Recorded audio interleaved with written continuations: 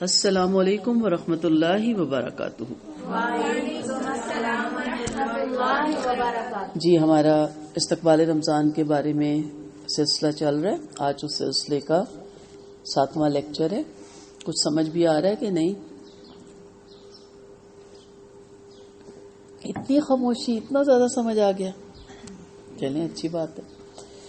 جی، رمضان کی راتیں یا ان کا دن زیادہ سے زیادہ حصہ قرآن مجید کے ساتھ بسر کیا جائے۔ روزوں کا مقصد تقوی کا اصول ہے اور قرآن کے بارے میں ارشاد ہے کہ یہ متقیوں کے لیے ہدایت ہے۔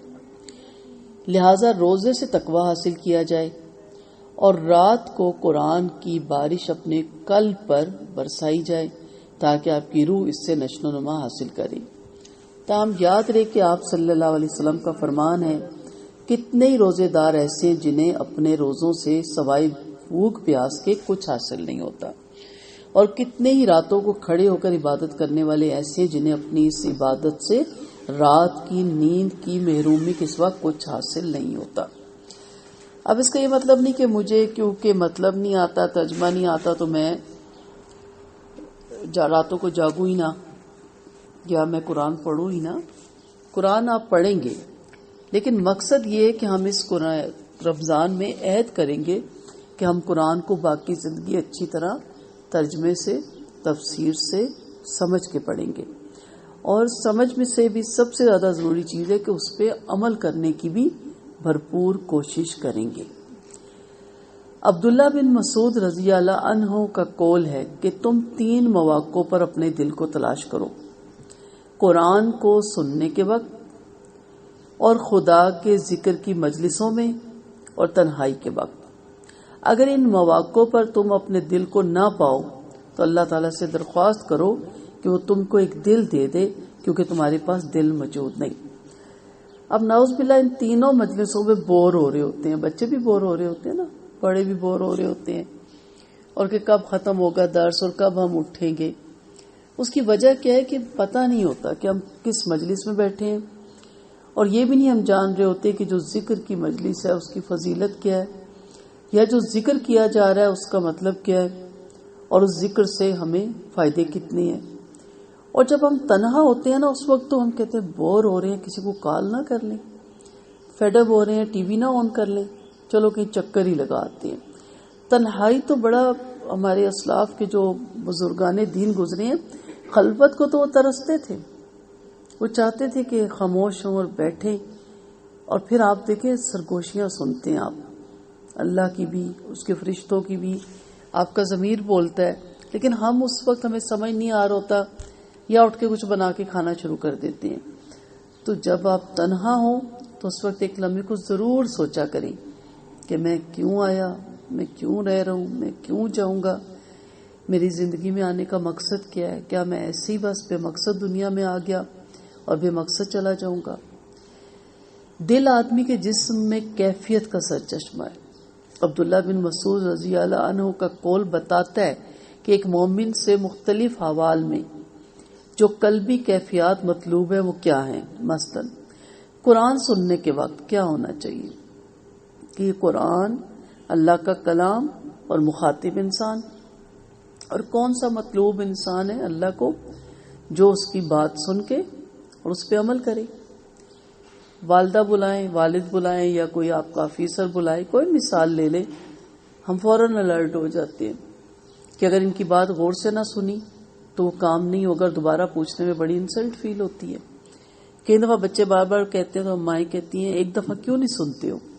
چلے یہ تو بندے کا بندے سے معاملہ ہے، اللہ تعالیٰ تو 70 ماؤں سے بڑھ کے محبت کرتا ہے، بار بار سنواتا ہے، کبھی رمضان میں، کبھی حج کے دنوں میں، روزانہ سنواتا ہے، لیکن ہم سنی انسنی کر دیتے ہیں۔ جب وہ سنواتا ہے تو صرف برکات کے لیے نہیں، یا کسی کے مرنے کے پیچھے قرآن خوانی کرنے کے لیے نہیں، وہ اس لیے سنواتا ہے کہ اس میں آپ کا ذکر ہے اور آپ کے لیے اس میں احکامات ہیں۔ ایک ایک آیت میں اور آیت کے ایک ایک حرف میں خزانے چھپے ہوتے ہیں۔ کس کے لیے؟ میرے لیے، لیکن ہم سمجھتے ہیں مرنے والوں کے پیچھے پڑنے کے لیے. تو قرآن سے تعلق اس رمضان میں جو ہم انشاءاللہ قائم کریں گے وہ اس لیول کا ہوگا کہ قرآن سنتے وقت ہمارے دل کی کیفیت کیا ہے کہ آیا مجھے اس کو اپنے اوپر اپلائی کرنے میں ٹائم کیوں لگ رہا ہے. کوئی میرے اور اللہ کے درمیان، میرے دل اور اللہ کے درمیان کوئی طاغوت تو نہیں. اس طاغوت کو میں نے اس رمضان میں توڑنا ہے. خدا کی یاد کی مجلسوں میں یعنی ذکر کی مجلسوں میں بھی دیکھنا ہے کہ کیا میں بار بار گھڑی کو دیکھتی ہوں کب ختم ہوگا، کب میں اٹھوں گی، یا میرا دل چاہتا ہے کہ میں اس مجلس میں دیر تک بیٹھی رہوں اور سنو کہ اہل علم کیا بتانا چاہتے ہیں. وہ بھی تو ہماری تربیت ہی کرنے کے لیے بیٹھے ہوتے ہیں نا.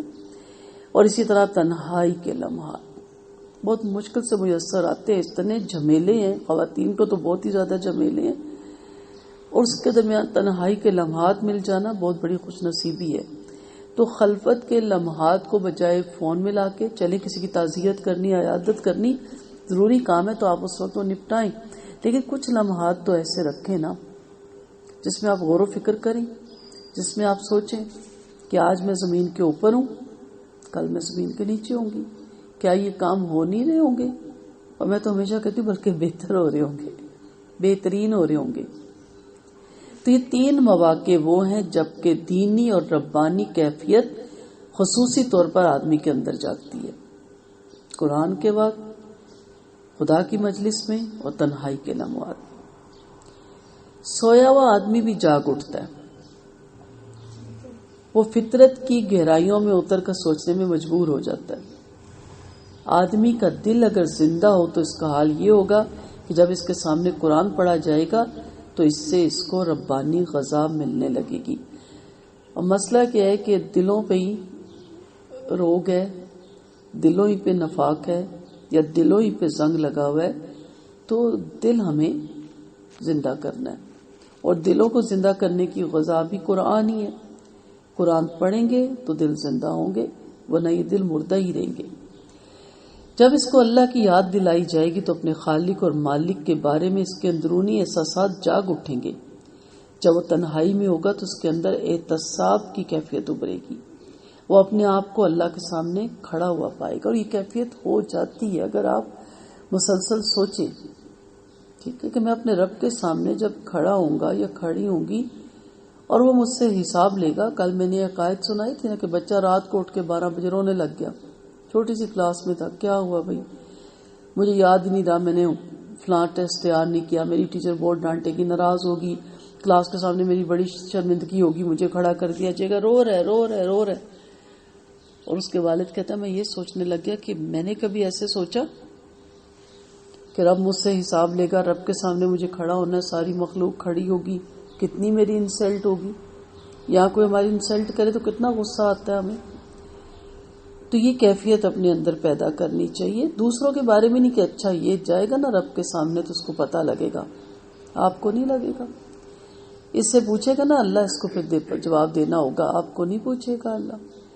لگ اس کو سمجھ جائے گی، آپ کو نہیں لگے گی. کبھی سوچا کرے نا، ہم قرآن بھی پڑھتے ہیں تو دوسروں کے لیے، حدیثیں بھی ڈھونڈتے ہیں دوسروں پہ نعوذ باللہ مارنے کے لیے، جس میں دوسرے کی انسلٹ کرنی مقصود ہو. وہ چیزیں ہم ڈھونڈتے ہیں. ایک نیا سیٹ اپ چل پڑا نا کہ واٹس ایپ کے ذریعے ایک دوسرے کو اب طنز کرو، تنقید کرو، مذاق اڑاؤ. اب یہ کام شروع ہو گیا نا، پوسٹیں بھیج بھیج کے. ہمارے لیے ہیں پوسٹیں، میرے لیے ہیں پوسٹیں، مجھے دیکھنا چاہیے اور وہیں ختم کر دینی چاہیے. ہاں کہ بھی اس میں یہ میرے میں کمی ہے اور یہ کوتاہی ہے، اس سے مجھے درست کرنا ہے. اگر کسی آدمی کا یہ حال یہ ہوگا کہ یہ خصوصی مواقع پر اس کی روح میں ہلچل پیدا نہ کرے تو یہ اس بات کی علامت ہے کہ اس کے اندر کی کھیتی ویران ہو گئی ہے.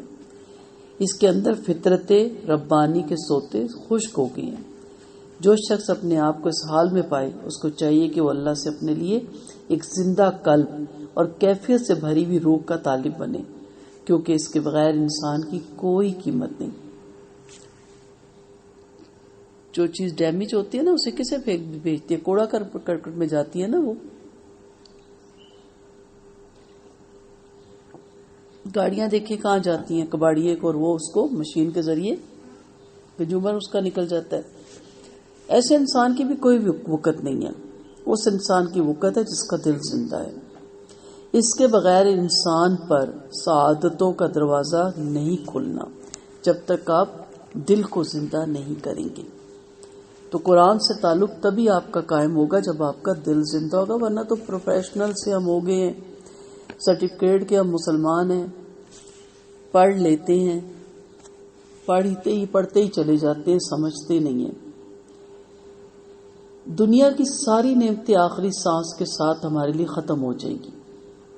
جو چیز زندگی کے ان فانی لمحات کو لازوال زندگی میں اور ان ختم ہو جانے والی نعمتوں کو ہمیشہ باقی رہنے والی نعمتوں میں بدل سکتی ہے، وہ صرف قرآن مجید کی نعمت ہے.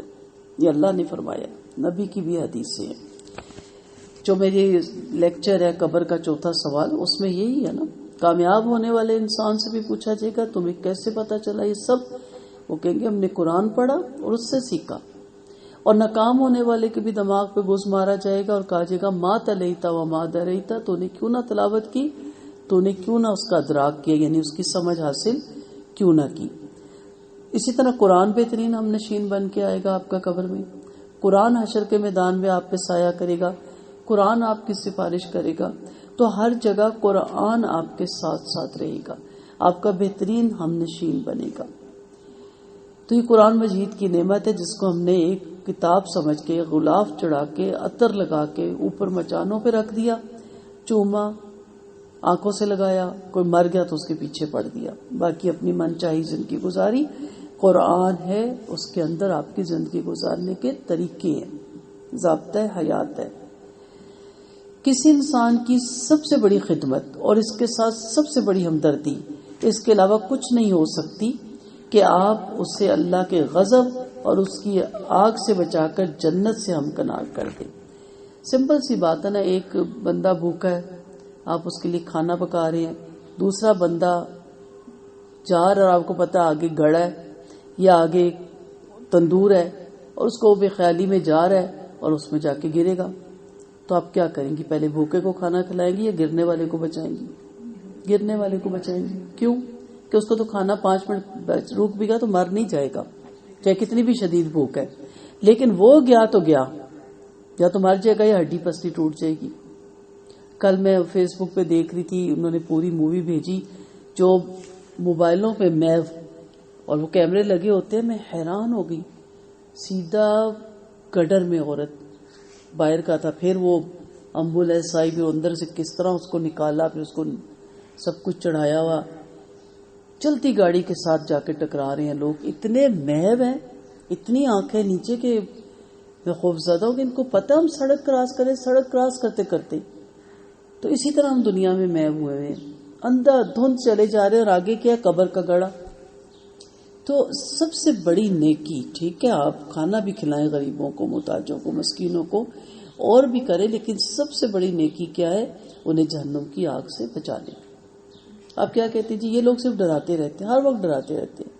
آپ یہاں بیٹھے ہوئے، اللہ آپ سب کے گھروں کو اپنی حفاظت میں رکھے. ابھی کسی کو کال آ جائے آپ کے گھر آگ لگی، آپ کہیں گے ڈراؤ مت مجھے، آپ یہ نہیں کہیں گی، آپ دوڑ پڑیں گی، پہنچیں گی نا وہاں، چاہے کسی نے مذاق ہی کیا ہو، لیکن آپ دوڑ پڑیں گی. ہم بھی کہیں گے پہنچیں، جلدی پہنچیں. لیکن کوئی جب اہل علم کہتا ہے کہ جہنم کی آگ بھڑک رہی ہے، ان کا تو کام ہی ڈرانا ہے جی، یہی کہتے نا، انہیں اور کچھ آتا ہی نہیں. آپ کو یہی تو بتایا جا رہا ہے کہ وہ آگ جو سلگائی جا رہی ہے اس کو بجھانا بھی ہم نے ہے، اللہ نے ہمارے ہاتھ میں دیا، اور تو کوئی نہیں آ کے بجھائے گا.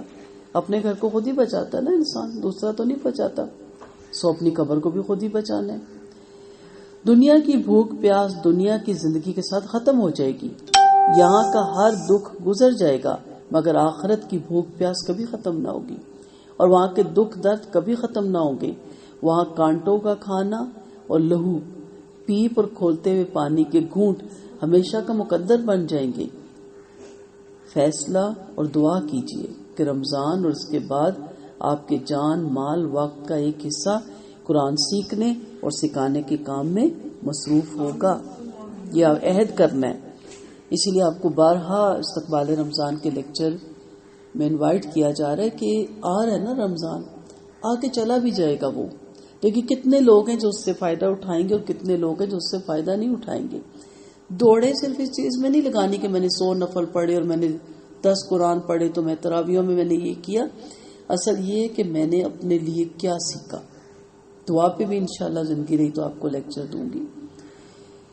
جس طرح رمضان المبارک کو دوسرے مہینوں کے مقابلے میں فضیلت حاصل ہے، اسی طرح اس کا آخری عشرہ پہلے دونوں عشروں سے افضل ہے. جب رمضان کا آخری عشرہ شروع ہوتا تو نبی کریم صلی اللہ علیہ وسلم کمر کس لیتے تھے اور شب بیداری فرماتے اور اپنے گھر والوں کو بھی جگا دیتے. ہم آخری عشرے میں کمر کس کے بازاروں میں جاتے ہیں، ختم ہی نہیں ہوتی ہماری شاپنگ. شروع کے لیکچر میں نے کہا تھا ابھی دن ہے نا جو کباب کوفتے بنوانے ہیں خود بنانے، یہ آپ کا مسئلہ ہے. جب انسان اللہ کی راہ میں نکلتا نا تو چھوڑ دیتا ہے پیسے بچانا اور بچت کرنا، کیونکہ پیسے نہیں بچانے. ہماری استاد نے ہماری طرح تربیت کی تھی کہ پیسے نہ بچاؤ، وقت بچاؤ. وقت قیمتی ہے، پیسہ نہیں. پیسہ زیادہ بھی ہو سکتا ہے، کم بھی ہو سکتا ہے. آپ کما بھی سکتے ہیں، کم ہو گیا دوبارہ بڑھا بھی سکتے ہیں، بچت بھی ہو سکتی ہے. وقت کو آپ واپس نہیں لا سکتے. اس کو کسی صورت یہ جو لمحے گزر رہے ہیں میرے کو واپس آ جائیں. ابھی یہ 9:11 ہے، نہیں 9:10 ہو جائیں، ہوں گے؟ نہیں ہوں گے. اب کل جا کے کہیں 9:10 ہوں گے، لیکن اس میں کتنے 24 گھنٹے میرے ہاتھ سے نکل چکے ہوں گے. تو اس لیے کس چیز پہ کمر کسنی ہے؟ آخرت کو سنوارنے کے لیے. جو کرنا ہے ان دنوں میں کر لیں، جو تیاری کرنی ہے، منع نہیں ہے. آپ کو جو جی چاہتا ہے اچھے کپڑے بنوائے، جو کچھ بھی کرنا ہے. لیکن اصل یہ تھا کہ لسٹ بنائیں کہ میں نے کتنا قرآن سیکھنا ہے، اور سب سے بڑی بات ہے میں نے اس پہ عمل کتنا کرنا ہے. آپ خود بھی جاگتے تھے اور اپنے گھر والوں کو بھی جگاتے تھے. آخری عشرے کی فضیلت کی ایک وجہ اس میں لیلۃ القدر کا بھی ہونا ہے. لیلۃ القدر کی فضیلت کی وجوہات قرآن مجید میں بھی ہمیں پتہ چلتی ہیں اور اس کی وجوہات مندرجہ ذیل ہیں. سب سے پہلی چیز ہے قرآن مجید کا نزول ہوا تھا لیلۃ القدر میں. ٹھیک ہے، لفظ کہنا تو نہیں چاہیے لیکن قرآن کا برتھ ڈے ہوتا ہے اس دن. ٹھیک، لیکن اللہ تعالیٰ نے دن بتایا نہیں، لیلۃ القدر خود ڈھونڈنا ہوتا ہے. سو بہترین وہ رات ہے کیونکہ اس رات میں اس کی فضیلت کی وجہ کیا ہے کہ قرآن نازل ہوا تھا. اللہ تعالیٰ کا ارشاد ہے سورۃ القدر میں، ہم نے اس قرآن کو شب قدر میں نازل کیا. اب یہ جو شب برات آپ لوگوں نے گزاری ہے وہ نہیں تھی. اس میں آگے بھی آپ دیکھیں گے کہ اسی رات میں سارے احکامات اترتے جو لیلۃ القدر کی رات ہے.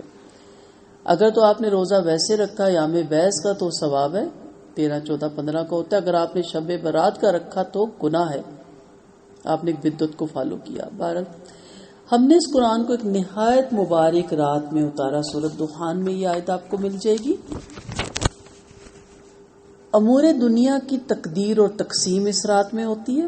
قرآن نے اس رات کو لیلۃ القدر یعنی فیصلوں کی رات کا سورۃ دخان میں ارشاد ہے اس رات میں تمام پر حکمت امور کی تقسیم ہوتی ہے خاص ہمارے حکم سے. لیکن ہم تو بضد ہے نا کہ نہیں جی شب برات ہی میں ہوتی ہے.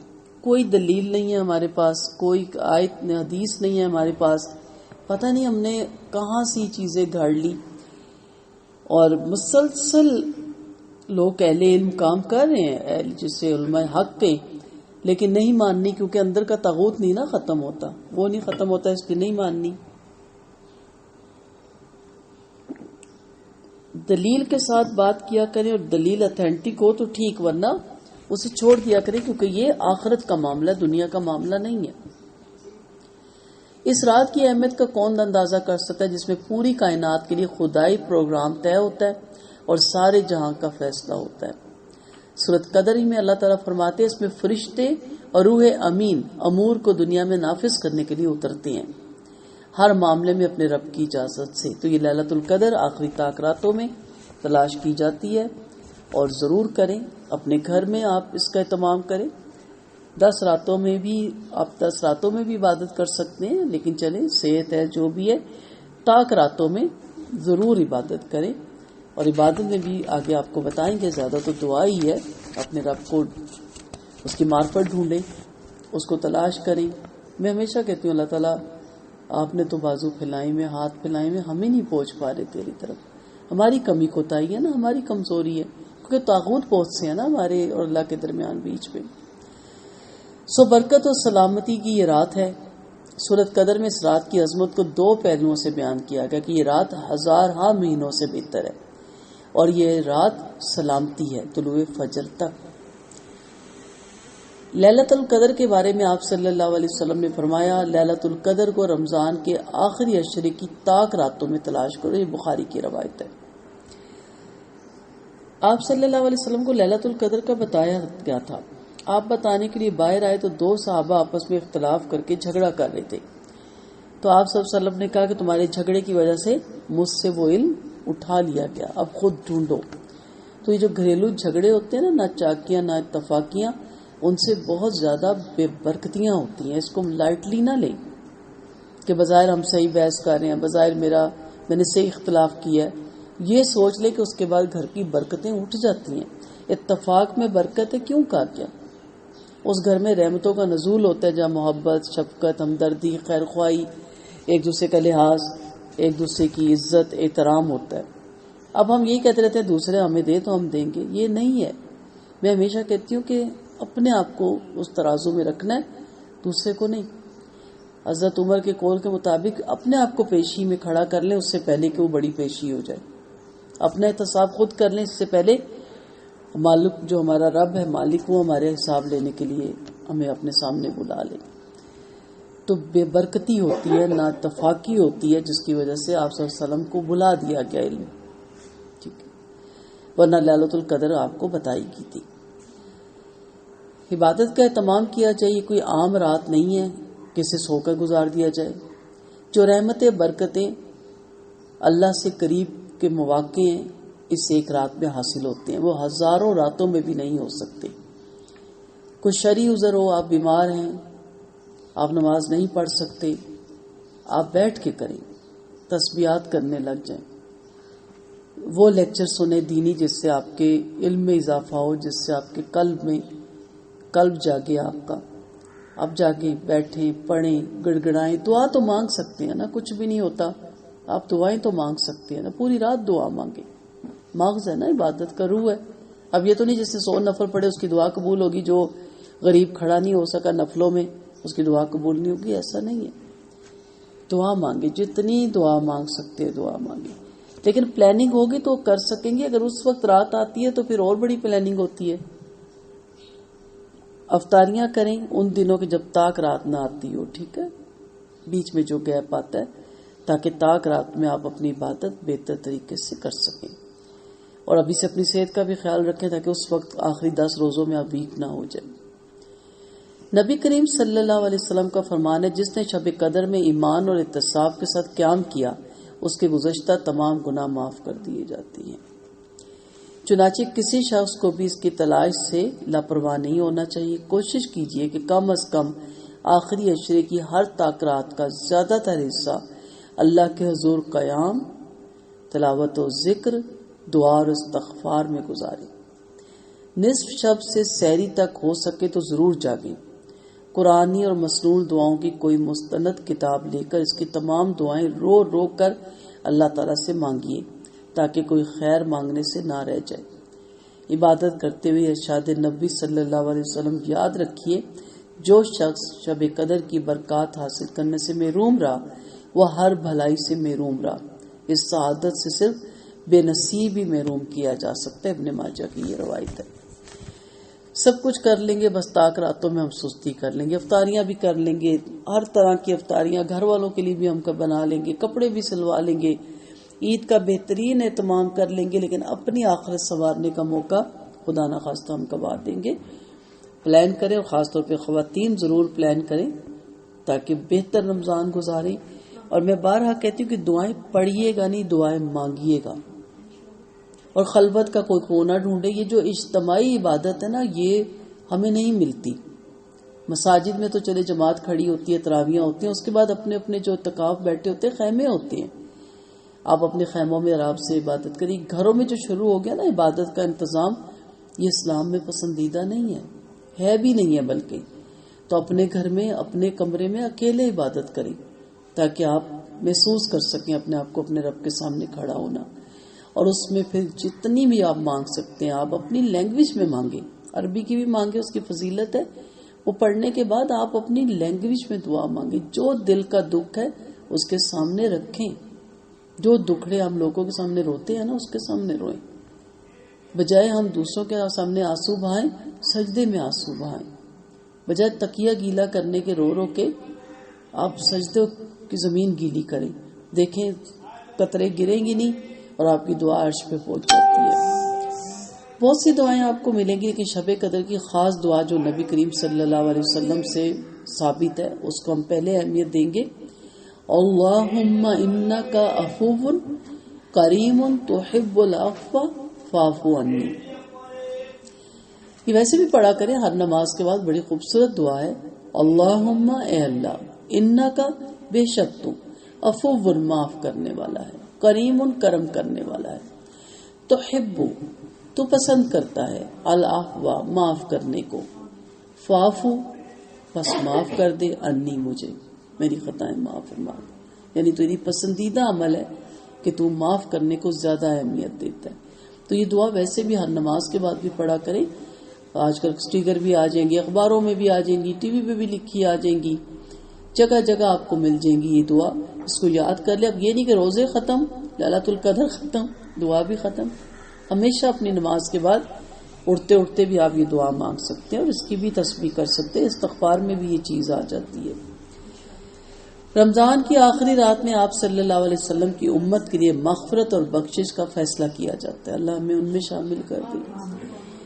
وہ شب قدر تو نہیں ہوتی، لیکن عمل کرنے والا جب اپنا عمل پورا کرے تو اس کو پوری اجرت مل جاتی ہے. مسند احمد کی یہ روایت ہے.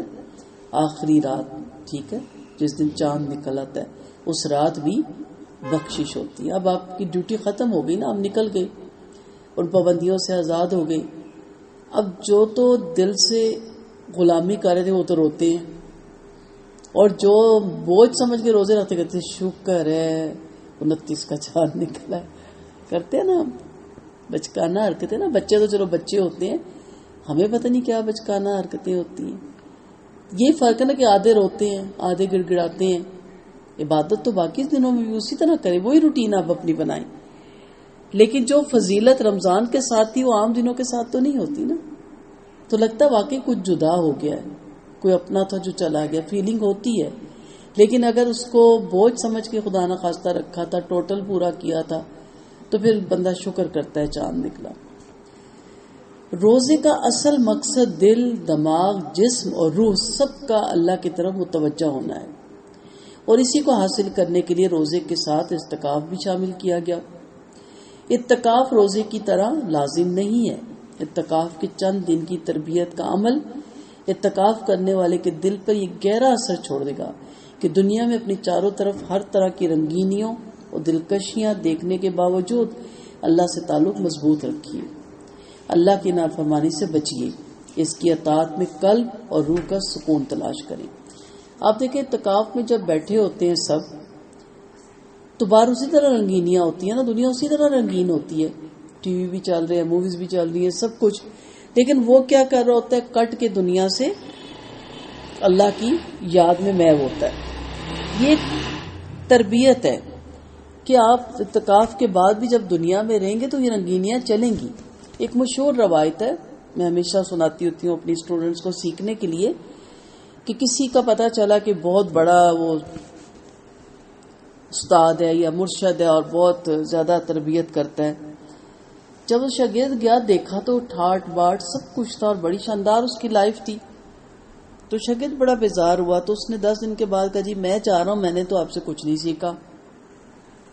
انہوں نے کہا اچھا جا رہے ہو تو بازار کا ایک میرے جو باہر میرا کاروبار ہے، بازار ہے، وہاں سے ایک چکر لگاتے جاؤ، اور ساتھ ہی اپنے 2 داروغاں کو ساتھ مقرر کیا، کہا ایک ہاتھ میں اس کے دودھ رکھ دو اور لبالب بھر دو، اور اس کو پورے شہر کی سیر کرو، اور دودھ کا جس لمحے قطرہ گرے نا اس کی گردن اڑا دینا. اس نے کہا یہ کیا مصیبت سر پہ آ گئی. اس نے کہا اس کے بعد چلے جانا گھر. اب وہ لے کے جاتا ہے پورے بازار سے، اسے پھرا کے واپس لاتے ہیں. جب اس کے پاس سامنے کھڑا ہوتا ہے کہتا ہے قطرہ تم نے گرنے نہیں دیا، کیونکہ گرا ہوتا تو تم زندہ میرے سامنے نہ کھڑے ہوتے.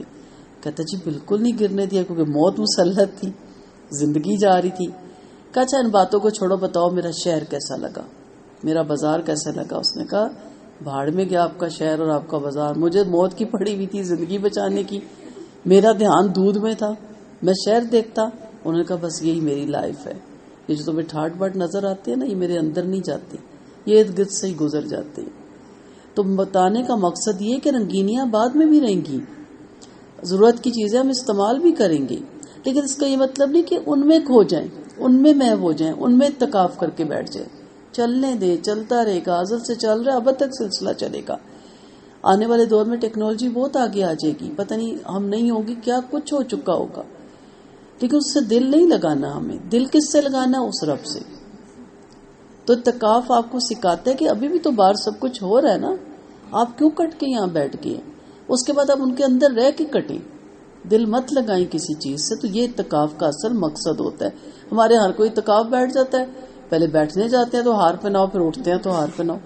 ایک عجیب مسئلہ ہے اس پاکستان میں، حاجی جا رہے ہیں ہار پہناؤ، واپس آ رہے ہیں ہار پہناؤ۔ ٹھیک ہے، اب میں نماز پڑھا کروں گی، مجھے 5 وقت ہار پہنایا کریں، 5 وقت میں جب سلام پھیروں ہار پہنایا کریں۔ یہ تو رکن تھا اسلام کا حج۔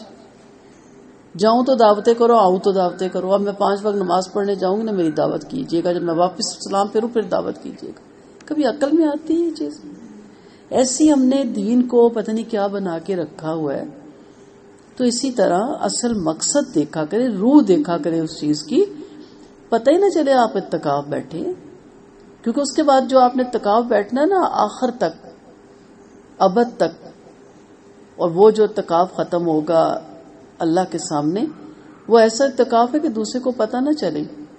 جیسے عبد القادر جیلانی رحمۃ اللہ علیہ کا مشہور واقعہ نا، بیٹھے ہوئے تھے محفل میں، درس دے رہے تھے، کسی نے آ کے کہا جی آپ کا جو جہاز سامان لے کے آ رہا تھا، بہت ویل آف تھے، وہ بہت بڑے ان کے کاروبار تھے، وہ ڈوب گیا۔ آپ نے کہا الحمدللہ، پھر پڑھانے لگ گئے، ہفتہ گزرا، پھر کسی نے آ کے خبر دی جی وہ غلط خبر تھی، آپ کا جہاز نہیں ڈوبا، کہا الحمدللہ۔ تو شاگرد نے کہا کہ ملنے میں تو سمجھ آتی ہے، ڈوبنے میں کیسے آپ نے الحمدللہ کہہ دیا؟ یعنی شکر کر رہے ہیں ڈوب گیا۔ تو آپ نے کہا نہ ملنے پہ میں نے الحمدللہ کہا، نہ ڈوبنے پہ، میں نے دونوں صورتوں پہ اپنے دل کی کیفیت چیک کی تھی، اپنی جگہ قائم تھا، ذرا سا بھی نہیں ہلا تھا۔ تو میں نے کہا الحمدللہ دل اپنی جگہ رکا ہوا ہے۔ تو کہنے کا مدعا یہ ہے کہ یہ رنگینیاں بعد میں ہوں گی، سب کچھ ہوگا، کسی کو پتہ نہ لگے کہ آپ اللہ والے ہیں۔ اللہ والے وہ نہیں ہوتے جن کی رالیں ٹپک رہی ہیں، جوئیں پڑی ہوئی ہیں، میلے کچیلے ہیں، گودڑیاں بچھا کے بیٹھ گئے ہیں، دنیا سے کنارہ اختیار کر لیا، اور یہ نہیں ہوتے۔ اللہ والے تو بندوں کے بیچ میں سے گزر رہے ہوتے ہیں۔ اللہ کو پتا ہوتا ہے یہ میرا اللہ والا میرا بندہ ہے، بندوں کو پتا چل جائے اللہ والا تو پھر تو وہ اللہ والا نہ ہوا نا۔ تو اتقاف پھر جو بعد میں ہم کریں گے، مرتے دم تک وہ کیا ہوگا، اسی دنیا میں رہیں گے، اس کی سہولتوں سے فائدہ بھی اٹھائیں گے، لیکن جیسے کشتی سمندر کے اوپر سے گزرے تو فائدہ اٹھاتی ہے، لیکن اگر سمندر کا پانی کشتی میں آ جائے تو کشتی ڈوب جاتی ہے۔ بس اتنی سی بات ہے، ٹھیک ہے۔ آپ صلی اللہ علیہ وسلم رمضان کے آخری عشرے میں اتقاف فرماتے تھے، وفات تک آپ کا یہی معمول رہا۔ آپ کے بعد آپ کی ازواج مطہرات اہتمام سے اتقاف کرتی رہی۔ آپ کا معمول تھا، یہ معمول کسی کو نہیں نعوذ باللہ پسند۔ شادیوں کی سنت ساروں کو پسند ہے۔ سوچا کریں کبھی، میٹھی میٹھی سنتے، ہپ ہپ، کڑوی کڑوی تھو تھو، یہی ہے نا، یہ بھی تو سنت ہے نا۔ مل جاتی ہے چھٹی، چلے بعض ایسے کاروبار ہیں ان کے اوپر اتنی ذمہ داریاں، ہم ان کو نہیں کہتے، لیکن اتقاف کی سنت نہیں کوئی اپناتا، کوئی کوئی بیچ میں سے اپناتا ہے۔ آپ صلی اللہ علیہ وسلم کا ہمیشہ کا معمول تھا، فرض واجب نہیں ہے، لیکن جنہیں محبت ہے آپ صلی اللہ علیہ وسلم سے تو ان کو یہ بھی تو اپنانی چاہیے نا سنت۔ متقف یعنی اعتکاف کرنے والا گناہوں سے بچا رہتا ہے، اور اس کا نیکیوں کا حساب ساری نیکیاں کرنے والے بندوں کی طرح جاری رہتا ہے اور نامہ اعمال میں لکھا جاتا رہتا ہے۔ یہ ابن ماجہ کی روایت ہے۔ اعتکاف کو جو متعقف ہے اپنا سارا وقت نوافل، تلاوت قرآن، ذکر، درود اور احادیث اور علوم دینیہ کی کتب کے مطالعے میں گزارنا چاہیے۔ کسی عمل سے طبیعت اگجا جائے تو دوسرے میں لگ جائے، بیکار باتوں میں نہ لگے، سادہ اور ہلکی غذا استعمال کرے تاکہ یکسوئی سے عبادت کر سکے۔ اب اس میں بولوں تو صدیاں لگ جائیں، کھا کھا کے مر جاتے ہیں اعتکاف والے، لوگ بھی ساری نیکیاں ادھر ہی کرتے ہیں جا کے، کوئی افطاری لے کے جا رہا ہے تو کوئی کیا لے کے جا رہا ہے، اور ہر دفعہ بیمار ہو جاتے ہیں اعتکاف والے. حالانکہ وہاں تو بیمار ہونا ہی نہیں چاہیے، گھر میں آپ کو ہوتا ہے کہ غلط چیز نہ کھا جائے. اب مسئلہ وہاں کیا ہوتا ہے کہ لالچ. اب کیسا آپ کا اعتکاف ہے؟ اگر کوئی کریٹ لے آیا دودھ کا تو ڈبے لے کے بغل میں رکھ لو، کوئی گھر والا آئے گا اس کو پکڑا دیں گے. کیا ہے یہ؟ کوئی جوس کا لے کے آیا ڈبے لے کے بغل میں، آپ کی جی سوری مجھے نہیں پینا، کسی اور کو دے دے. نہیں، لینا ہے، میرا حصہ ہے، لینا ہے. کوئی چاولوں کی دیگ آ گیا بھر کے پاس رکھ لو. اتنی بیمار ہوتی ہیں خواتین، اتنی بیمار ہوتی ہیں، اور موشن لگ جاتے ہیں اور وامٹنگ. اور کسی نے کہا جی وہاں کا پانی، میں کہا پہلے بھی تو سارے سال اس مسجد سے جا کے وضو بھی کرتے ہیں، پانی پیتے ہیں، کچھ نہیں ہوتا. اعتکاف میں وہ پانی کیوں لڑ جاتا ہے؟ پانی نہیں لڑتا، لالچ لڑ جاتا ہے. اب سوچیں کہ یہ اعتکاف ہے. باقی وہاں ذکر اذکار ہوتے ہیں، اس طرف توجہ دیں. ایک یہ فتنہ موبائل کا ساتھ لے جاتے ہیں، اسی پہ آپ نے سیکھنا ہے دین. موبائل ہی رہ گیا. علماء وہاں لیکچر دے رہے ہیں، کتابیں آپ کے پاس موجود ہیں، قرآن آپ کے پاس موجود ہے. نہیں جی موبائل ہی پہ، اسی کے اندر سر دے کے بیٹھنا ہے. میں تو کہتی ہوں مسجد میں اعتکاف کے ساتھ ہی فارم پہ یہ لکھا ہو کہ موبائل الاؤ نہیں ہے. بس فارم پہ لکھا ہوتا نا آپ کدھر سے آئی ہیں، مر گئے تو بتا دیں گے ان کو کہ آپ مر گئی ہیں. نہیں، موبائل ہونا ضروری ہے. پھر گھر والے جی بھی 5 دفعہ چکر لگاتے ہیں، ان کو بھی عذاب آپ نے ڈالا ہوتا ہے کہ میں اعتکاف بیٹھی ہوں، بس اب میری ہی آپ نہ ٹہل سیوا کرتے رہے. ایسی عبادت پسندیدہ نہیں جو دوسروں کو مشکل میں ڈال دے. تو اعتکاف میں بیٹھے کم کھائیں، روزے میں ویسے بھی کم کھائیں، صحت ٹھیک رہتی ہے. مومن کے 2 روزے ہیں، میں ہمیشہ کہتی ہوں، ایک عارضی اور ایک دائمی. عارضی روزہ رمضان میں اور دائمی روزہ شعور کی عمر سے موت تک. ارشاد باری تعالیٰ ہے، اور مرتے دم تک اپنے رب کی بندگی میں لگے رہو. کیسی تعجب کی بات ہے کہ عارضی روزے کی پابندی اور دائمی روزے کو کھیل بنا لیا جاتا ہے. اچھا، دائمی روزے کو وہی کھیل بناتا ہے جس نے عارضی روزے کو بھی کھیل ہی بنایا ہوا ہے. ٹھیک ہے، افطاریوں کا یہ موقع اور کپڑوں کا اور شاپنگ کا اور ریاکاری کا اور دکھاوے کا، تو پھر ان کے لیے دائمی روزہ بھی کھیل ہے. جس نے اس روزے کو سنجیدگی سے گزارا وہ انشاءاللہ دائمی روزے کو بھی بالکل سنجیدگی سے گزارے گا. رمضان کا سب سے بڑا تحفہ قرآن مجید ہے. رمضان اس نعمت کی یاد دہانی کرا کے رخصت ہو جاتا ہے. لازم ہے کہ بقیہ سارا سال اس کی تلاوت اور اس میں غور اور تدبر میں گزارا جائے. پھر اسی طرح ہر ماہ چند نفلی روزے ضرور رکھیے تاکہ نفس پر قابو پانے کی جو تربیت آپ نے رمضان کا پورا مہینہ کی، اس کی مشق بقیہ 11 مہینوں میں بھی باقی رہے. آپ صلی اللہ علیہ وسلم نے فرمایا، جس نے اللہ کی رضا حاصل کرنے کے لیے ایک نفلی روزہ رکھا، اللہ اسے جہنم سے اتنا دور کر دے گا جتنا فاصلہ ایک کوا جینے سے مرنے تک طے کر سکتا ہے. یعنی اڑتا رہتا ہے تو زندگی سے لے کے موت تک جتنا وہ سفر طے کرتا ہے. رمضان ہمدردی کا مہینہ ہے. موجودہ بے روزگاری اور جو مشکل وقت آیا ہوا لوگوں پہ، اس پہ بہت سے آپ لوگ دیکھیں سفید پوش ہیں جو محتاج ہیں اور کسی کے سامنے ہاتھ نہیں پھیلاتے، ان کا دھیان ضرور رکھیے گا. آخری بات آپ سے کرتی جاؤں کہ زندگی کا سفر بڑی تیزی سے جاری ہے. وقت چپ چاپ ہماری قبر کھود رہا ہے. انسان جب دنیا میں آتا ہے نا تو اس کے ساتھ ہی واپسی کا ٹکٹ لے کے آتا ہے. ہم کہتے ہیں نا آپ آئے ہو تو واپسی کا ٹکٹ ڈیٹ بتا دیتے ہیں، ہم آئے، ہم فلاں تاریخ کو واپسی ہے. ریٹرن ٹکٹ کے ساتھ آپ آئی ہیں. ماں کے پیٹ میں ہی اللہ تعالیٰ فرشتے اسے کہتا ہے لکھ کس دن کس جگہ کتنے بجے یہ مرے گا. واپسی کا ٹکٹ ہمارا ریٹرن ہمارے پاس ہے. ٹھیک ہے، اس لیے جو بیچ کا ٹائم پیریڈ ہے، وہ جو کام کرنے آپ آئے نا، اس سے باہر سے ان کے ممالک میں پاکستان آتے ہیں اور اتنا وہ کام کرتے ہیں کہ ہمارا ریٹرن ٹکٹ ہے اور ہم نے اپنے سارے ایمبیسی کے فلاں کام کر کے واپس جانا ہے. تو اس ٹائم پیریڈ میں آپ جو کرنے آئے ہیں وہ کریں. ایسا نہ کہ جب ریٹرن ٹکٹ ہو تو آپ کے میرا یہ بھی رہ گیا ابھی یہ بھی رہ گیا، اور کہ نہیں جی اب تو آپ کی فلائٹ ہے اور اگر آپ نہیں جائیں گے تو آپ کی فلائٹ کینسل اور آپ دوبارہ اس ملک میں انٹر ہی نہیں ہو سکیں گے. تو اس جنت کو سامنے رکھیں.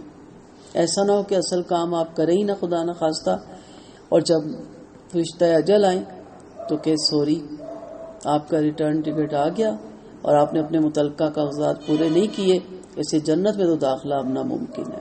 اللہ نہ کرے. اس راہ میں شیطانی ہواؤں کے جھلسا دینے والے جھکڑ بھی ہیں.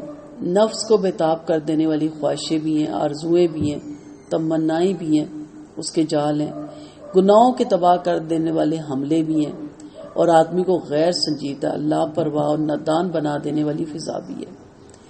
ان تباہ کن قوتوں سے مقابلہ کرنے اور ان کے شر سے محفوظ رہتے ہوئے اپنا سفر جاری رکھنے کے لیے اللہ تعالی نے شب و روز کی اس گردش میں جگہ جگہ ایسے پڑاؤ ڈالے کہ آپ ان پر پہنچ کر باقی سفر کے لیے خود کو دوبارہ تازہ دم کر سکتے ہیں، ہر طرح سے اپنے آپ کو مسلح کر سکتے ہیں اور تازہ دم ہو کر اگلے سفر کی تیاری شروع کر سکتے ہیں۔ اسی کی ایک کڑی رمضان ہے، پھر آ رہا ہے، پھر موقع لے کے آ رہا ہے۔ اللہ تعالیٰ زندگی دے آپ کو، ہم سب کو۔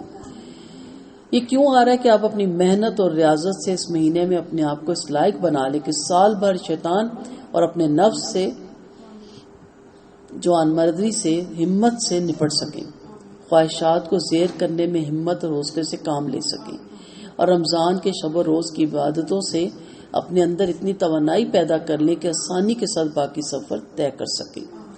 خدا نخواستہ یہ قیمتی لمحے اگر یوں ہی ضائع ہو گئے اور آپ کچھ حاصل نہ کر سکے تو اپنی بے بسی، بے چارگی اور بے پناہ مشکلات کا اندازہ کیجیے۔ آنے والے 11 ماہ شیطان اور اس کے لشکر اور نفس جیسا مکار دشمن، اس کے تباہ کن حملوں کا تصور کیجیے۔ کیسے یہ سفر آپ بغیر کسی ڈھال کے طے کر سکیں گے؟ پھر یہ موقع 11 ماہ کی طویل گردش کے بعد آپ کو میسر ہوگا، اور نہ معلوم ہوگا بھی کہ نہیں، کیونکہ کتنے لوگ پچھلے رمضان میں تھے اور اس رمضان میں نہیں ہیں۔ سمجھدار مبارک بات کے مستحق وہ ہوں گے جو لوگ اس مبارک موقع سے خاطر خواہ فائدہ اٹھائیں گے، اللہ تعالیٰ سے تعلق مضبوط کر کے، قلب اور روح میں تازگی پیدا کر کے، روزہ رکھ کر تقوی کی ناقابل تسخیر قوت فراہم کر کے باقی ماندہ سفر شروع کریں گے۔ انشاءاللہ جنت کی منزل ان کی منتظر ہوگی۔ اللہ تعالیٰ ہم سب کو اس مبارک ماہ کے تمام روزے پورے آداب کے ساتھ رکھنے اور اس ماہ کی فضیلت سے بھرپور حصہ لینے کی توفیق عطا فرمائے۔ دعاؤں میں یاد رکھیے گا۔ السلام علیکم ورحمۃ اللہ وبرکاتہ۔